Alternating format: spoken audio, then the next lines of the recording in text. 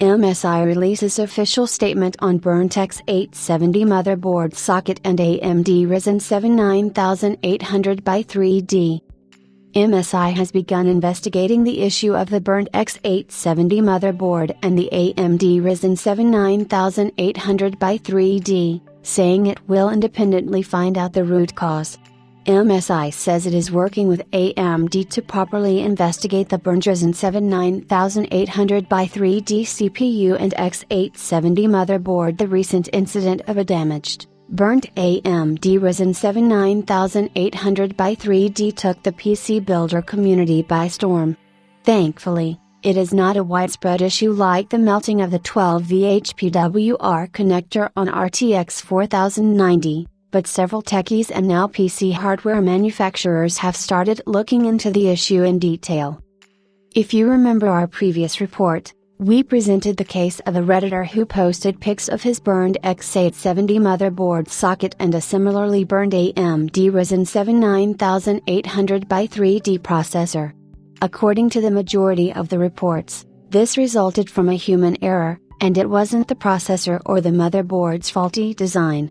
However, as the motherboard in this scenario was MSI Mega X870 Tomahawk Wi-Fi, MSI has started delving into the issue on its own. In a recent press release, it said that it has started an independent investigation of the issue but is still doing this by remaining in close contact with AMD and Gamers Nexus. Recently, we received a user report indicating damage to an AMD Ryzen 7 9800 by 3D processor on an MSI Mega X870 Tomahawk Wi-Fi motherboard. At MSI, we are fully committed to the quality of our products and have begun investigating this incident. Additionally, we are working closely with AMD and are in contact with Gamers Nexus, which is independently investigating this incident. We will continue to provide updates as the investigation progresses. MSI The motherboard and the CPU had apparent burns due to incorrect positioning of the CPU on the socket as pointed out by many, including Buildzoid.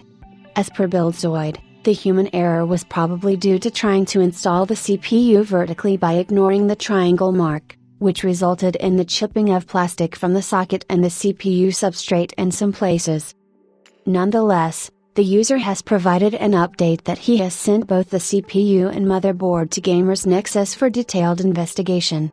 We are waiting eagerly to find out what exactly happened here and will keep you updated with updates from both GN and MSI.